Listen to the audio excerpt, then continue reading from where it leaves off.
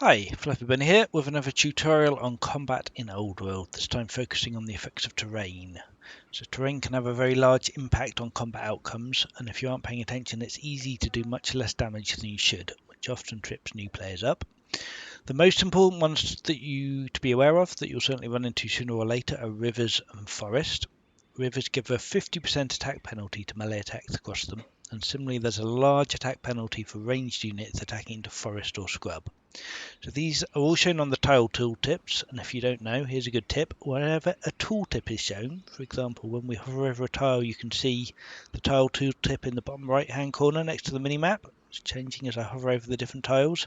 If we either middle click or hold shift and then left click on the tooltip, that locks that tooltip, and you can then hover over things in the tooltip to see more information. So we can hover over trees, we can see versus ranged plus 50% defense, we can hover over ranged and get all the terrain effects that affect ranged units plus a list of all the ranged units, and you can just left click outside of those tooltips to clear them again.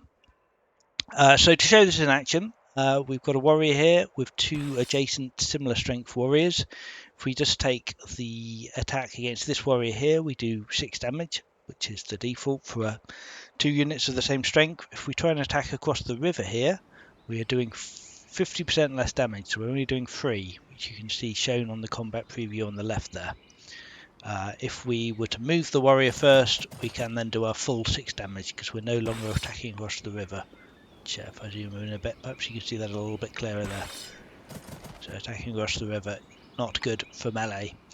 Ranged units are unaffected by this, so if we select our slinger, we can see even if we're shooting across the river here or not, makes no difference, we do 6 damage to both. Ranged units do, however, suffer penalties attacking into vegetation, so if we select our slinger here, we can see attacking into trees, we're doing half damage, and if we're attacking into scrub, we do 25% less damage. So definitely something to be aware of. Upshot is you should definitely avoid taking melee attacks across rivers and ranged attacks into forest or scrub whenever possible. Flip side of this, of course, is that the same applies to enemy attacks on your units. If you're facing off against melee units, then putting your troops in a line behind a river, denying them access to move across it and forcing them to take the attack penalty will make your units much more survivable. In the same way, if the enemy has ranged units, stick to the forest where you can. Another important terrain effect to be aware of is urban. So urban terrain gives infantry units standing on a 25% defense bonus. This can stack with other effects like crossing a river. So for example, this warrior here is attacking the slinger. He both gets the 50% river penalty and the slinger gets the 25% urban defense boost. So he's only doing 2 damage. So makes urban tiles with rivers very potent potentially for defense.